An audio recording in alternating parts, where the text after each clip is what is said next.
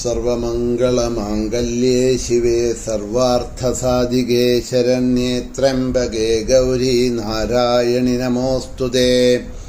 ഭംഗം കൂടാതെ നിത്യം തവ പദഭജനം ചെയ്യുവാൻ സജ്ജനത്തിൻ സംഘം നിത്യം ലഭിക്കാൻ പരജനഹിതമായുള്ള കർമ്മങ്ങൾ ചെയ്യുവാൻ മംഗല്യം ഭൂവിനേകാൻ മമ മനമതിൽ നൈർമല്യമെന്നും വിളങ്ങാൻ ഭംഗ്യാവന്നെൻ്റെ മുമ്പേ ഭഗവതി വിലസീടെപ്പോഴും സാനുകമ്പേ. ദേവീ ശരണം അമ്മേ.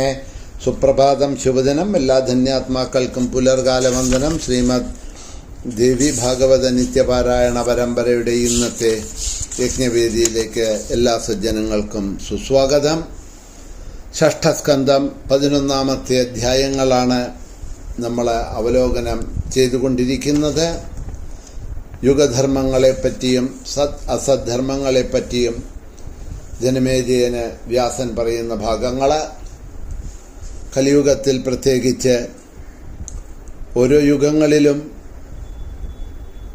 അതാത് വർണ്ണങ്ങളിലുള്ളവരെ സ്വധർമ്മ അനുഷ്ഠാനം ചെയ്തിരുന്നു. അതുകൊണ്ട് തന്നെ അവരെല്ലാം ആ ധർമ്മത്തിനെ കടപിടിച്ചുകൊണ്ട് മോക്ഷം അഥവാ മുക്തി എന്നുള്ളതായിട്ടുള്ള മാർഗത്തിലേക്ക് എത്താൻ അവർക്ക് കഴിഞ്ഞിരുന്നു. പക്ഷേ ആ യുഗങ്ങൾ മാറുന്നതനുസരിച്ചിട്ട് മനുഷ്യർ ചെയ്യുന്ന കർമ്മങ്ങൾ വ്യത്യാസം ആകുന്നതുകൊണ്ട് സത്യം ദയാ തഥാ ദാനം സ്വധാരഗമനം തഥാ അദ്രോഹ സർവഭൂതേഷു സമതാ സർവദന്തുഷു. എന്താണ് ആ കൃതയുഗത്തിലെ അവർക്ക് മോക്ഷം കിട്ടാനുള്ള കാരണം എന്ന് പറഞ്ഞാൽ സത്യം ദയാ ദാനം സ്വധാരഗമനം, ഒരു ജീവിയെയും ഹിംസിക്കാതിരിക്കുക, സർവഭൂതങ്ങളിലും സമത്വബുദ്ധി ഉണ്ടായിരിക്കുക മുതലായിട്ടുള്ളയെല്ലാം സത്യയുഗത്തിൽ സാധാരണ ധർമ്മം നിർവഹിച്ചിട്ട്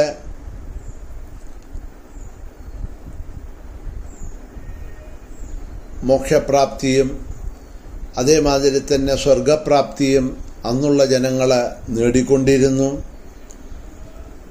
കൃതയുഗത്തിൽ ത്രേതായുഗം വന്നപ്പോഴോ തഥാ ത്രേതായുഗേ രാജൻ ദ്വാപരേധയുഗേ തഥാ കലൗ അസ്മിൻ യുഗേ പാപാ നരകം യാന്തി മാനവാ. ഇത് തന്നെയാണ് ത്രേതായുഗത്തിലെയും ദ്വാപരയുഗത്തിലെയും കഥ. പക്ഷേ ഈ കലിയുഗത്തിലാകട്ടെ മനുഷ്യരെ പാപികളായി നരകത്തിലേക്കാണ് പോയിക്കൊണ്ടിരിക്കുന്നത് എന്ന് പറയുകയാണ്. ഓരോ യുഗങ്ങൾ പിന്നിട്ട് വരുമ്പോഴും യുഗാദിധർമ്മങ്ങൾ ക്ഷയിച്ചു കൊണ്ടുവരണു എന്നുള്ളതിനെ കാണിക്കുകയാണ് അവിടെ ചെയ്യുന്നത്. കാമാദിവൃത്തികൾ മനസ്സിൽ കയറുന്നതോടുകൂടിയിട്ട് ധർമ്മവും മോക്ഷവും അതിൻ്റെ സ്ഥാനം നഷ്ടപ്പെട്ടു വരികയാണ്. കാരണം ആഗ്രഹങ്ങളെ നിറവേറ്റാൻ ഏത് വിധത്തിലും ധനം സമ്പാദിക്കുക, അർത്ഥം സമ്പാദിക്കുക എന്ന താല്പര്യത്തോടുകൂടി കർമ്മം എപ്പോഴാണോ മനുഷ്യൻ ചെയ്യാൻ തുടങ്ങുന്നത് അപ്പോഴേ അവിടെ ധർമാധർമ്മങ്ങൾക്ക് സത്യാസത്യങ്ങൾക്കൊന്നും യാതൊരു നിലയും ഇല്ല. അതിനെയെല്ലാം വെടിഞ്ഞുകൊണ്ടാണ് അർത്ഥസമ്പാദനത്തിന് മനുഷ്യൻ ഈ കലിയുഗത്തിൽ ഇറങ്ങിപ്പുറപ്പെടുന്നത് എന്നുള്ളത് കാരണം കൊണ്ട് ചെയ്യുന്ന കർമ്മങ്ങളൊക്കെ പാപഫലങ്ങളെ തരുന്നതായിട്ടുള്ള അധർമ്മങ്ങളായിട്ടുള്ള കാര്യങ്ങൾ ആയതുകൊണ്ട്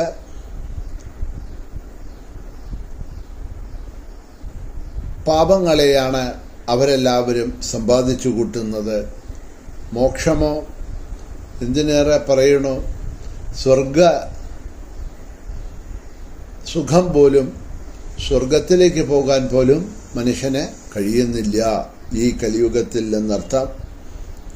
യുഗമാറ്റം ഉണ്ടാകുന്ന കാലം വരെ അവർ അവിടെ സ്ഥിതി ചെയ്യുന്നു. പിന്നീട് മനുഷ്യലോകമായ ഭൂമിയിൽ മനുഷ്യരായിട്ട് പിന്നീട് വീണ്ടും കർമ്മഫലങ്ങൾക്കനുസരിച്ചിട്ട് വന്ന് ജനിക്കണു. എപ്പോഴാണോ സത്യയുഗം ആരംഭിക്കുന്നതും കലിയുഗം അവസാനിക്കുന്നതും അപ്പോൾ പുണ്യാത്മാക്കൾ സ്വർഗം വെടിഞ്ഞ് മനുഷ്യരായിട്ട് വീണ്ടും ഇതാ ജനിക്കും. അപ്പോൾ സ്വർഗവും സ്ഥിരമായിട്ടുള്ള ഒന്നല്ല എന്ന് മനസ്സിലാക്കണം.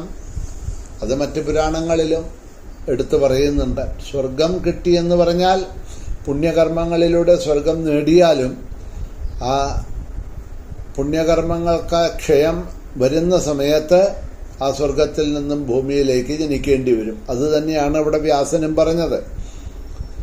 ആ കലിയുഗം കഴിയുന്നത് വരെ അവരൊക്കെ വീണ്ടും ആ സ്വർഗാനുഭൂതികൾ അനുഭവിച്ചു കൊണ്ടിരിക്കും.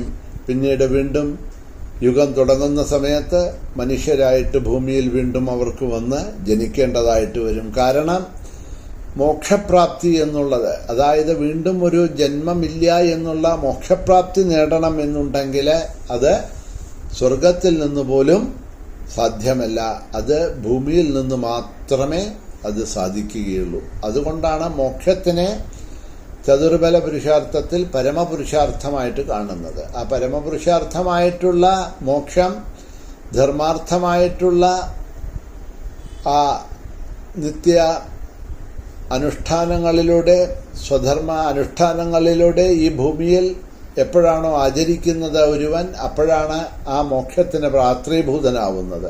അങ്ങനെ മോക്ഷം നേടിക്കഴിഞ്ഞു എന്ന് പറഞ്ഞാൽ പിന്നെ ആ ജീവന് വീണ്ടും ജനിക്കേണ്ടി വരുന്നില്ല. പക്ഷേ കുറേ പാപങ്ങളും കുറേ പുണ്യങ്ങളും ഒക്കെ നേടുന്നത് കാരണം കൊണ്ട് ആ പുണ്യങ്ങളെ സ്വർഗത്തിൽ അനുഭവിച്ചു എന്നുണ്ടെങ്കിലും യുഗാവസാനത്തിൽ അല്ലെങ്കിൽ പുണ്യം ക്ഷയിക്കുന്ന സമയത്ത് വീണ്ടും ഭൂമിയിൽ തന്നെ വന്ന് ജനിക്കേണ്ടതായിട്ട് വരുന്നുണ്ട്.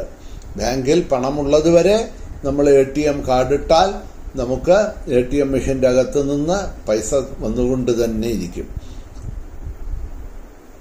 അല്ലാതെ ATM മെഷീനാണോ പൈസ തരുന്നത് എന്ന് ചോദിച്ചാലല്ല. നമ്മൾ തന്നെ സമ്പാദിച്ചിട്ട പൈസ, ആ ധനമാണ് ATMൽ കൂടി നമുക്ക് കിട്ടിക്കൊണ്ടിരിക്കുന്നത്. അത് എത്ര കാലം കിട്ടും? ATM മെഷീൻ ഇരിക്കുന്നത് വരെ നമുക്കത് കിട്ടുമോ? ആ ബാങ്ക് നിലനിൽക്കുന്നത് വരെ നമുക്കത് കിട്ടുമോ? ഇല്ല. എത്ര തുക നമ്മൾ ബാങ്കിൽ നമ്മുടെ അക്കൗണ്ടിൽ ഇട്ടുവെച്ചിട്ടുണ്ടോ ആ തുക കഴിയുന്നത് വരെ നമുക്ക് ഈ മെഷീനിൽ നിന്ന്, ബാങ്കിൽ നിന്ന് പൈസ കിട്ടിക്കൊണ്ടിരിക്കും. എപ്പോഴാണോ അത് സീറോ ബാലൻസ് ആവുന്നത് അപ്പോൾ പിന്നെ നമുക്ക് വീണ്ടും എന്ത് ചെയ്യണം? വീണ്ടും കർമ്മങ്ങൾ ചെയ്ത് പൈസ സമ്പാദിച്ച് ആ അക്കൗണ്ടിൽ നിക്ഷേപിക്കുന്ന സമയത്ത് മാത്രമേ പിന്നീട് ATM കാർഡ് ഉപയോഗിക്കാൻ നിവൃത്തിയുള്ളൂ. അപ്പോൾ നമുക്ക് പൈസ കിട്ടുന്നത് നമ്മൾ തന്നെ സമ്പാദിച്ചിട്ട ആ ധനമാണ് നമുക്ക് ATMലൂടെ നമ്മൾ കാർഡ് ഇടുന്ന സമയത്ത് കിട്ടുന്നത് എന്ന് നമുക്കെല്ലാം അറിയാം. ഇതുപോലെ തന്നെയാണ് നമ്മൾ സമ്പാദിച്ച പുണ്യങ്ങൾ നമുക്ക് സ്വർഗം നേടിത്തരുന്നു, സുഖം നേടിത്തരുന്നു എന്നുണ്ടെങ്കിലും എപ്പോഴാണോ ആ പുണ്യങ്ങൾ ക്ഷയിക്കുന്നത്, എങ്ങനെ ഉപയോഗിച്ചാൽ ആ പുണ്യം ക്ഷയിക്കും അല്ലേ? ATMൽ നമ്മൾ എന്തിനാ വീണ്ടും വീണ്ടും പൈസ എടുത്തുകൊണ്ടിരിക്കണത്? എടുത്ത പൈസ നമ്മുടെ പോക്കറ്റിലല്ലോ വെച്ചുകൊണ്ടിരിക്കണത്. ആ പൈസ കൊണ്ട് പല സുഖങ്ങളും നമ്മൾ അനുഭവിക്കണു, അതിനൊക്കെ പൈസ ചെലവാക്കണു, വീണ്ടും പൈസ തികയാതെ കണ്ടുവരണു, വീണ്ടും പൈസ വിഡ്രോ ചെയ്യണു. അങ്ങനെ ചെയ്ത് എപ്രകാരമാണോ നമ്മുടെ അക്കൗണ്ടിലുള്ള പൈസ, ധനം മുഴുവൻ ഒരു ദിവസം സീറോ ബാലൻസ് ആവുന്നത്, അതുമാതിരി പുണ്യങ്ങൾ നമ്മൾ സ്വർഗാദി സുഖഭോഗങ്ങൾ അനുഭവിക്കും തോറും ഈ പുണ്യം ഇങ്ങനെ കുറഞ്ഞ് നമ്മുടെ ബാലൻസ് കുറഞ്ഞ് അവസാനം ഇതാ പുണ്യമെല്ലാം ക്ഷയിച്ചു, പുണ്യമെല്ലാം തീർന്നു. ഇനി എന്താ ഉള്ളത്? ഇനിയില്ല, പുണ്യമില്ല. അപ്പം എന്ത് വേണം? ഇവിടെ സ്ഥലമില്ല സ്വർഗത്തിൽ, പിന്നെ എവിടെ പോകണം? ഭൂമിയിലേക്ക് പൊക്കോ. എന്താ ഭൂമിയുടെ പ്രത്യേകത? ഇവിടെ വന്നാൽ ദുഃഖങ്ങൾ അനുഭവിക്കണം. അത് ഭൂമിയുടെ ഒരു സ്വതസിദ്ധമായിട്ടുള്ള ഒരിതാണ്. ഭൂമിയിൽ ആര് ജനിച്ചാലും, ഏത് പശുപക്ഷി മൃഗാദികളായിട്ടാണെങ്കിലും, എത്ര ധനവാനായിട്ട് ജനിച്ചാലും, എന്തൊക്കെ ഉണ്ടെങ്കിലും, എന്തൊക്കെ ഐശ്വര്യങ്ങളുണ്ടെങ്കിലും, എന്തൊക്കെയാണെങ്കിലും ശരി, ഭൂമിയിലെ ജന്മം ദുഃഖപൂർണം തന്നെയാണ് എന്ന് പറയാണ്. ഭൂമിയിൽ വന്ന് ജനിക്കേണ്ടി വരുമെന്നുള്ളതിനെ അവിടെ പറഞ്ഞു. വ്യാസന്റെ ജനമേജയന് കൊടുക്കുന്നതായിട്ടുള്ള ഉപദേശം തുടർന്നു കൊണ്ടുപോകുന്നു. നമുക്ക് നാളെ തുടരാം. ഇന്നിവിടെ തന്നെ നിർത്തുന്നു.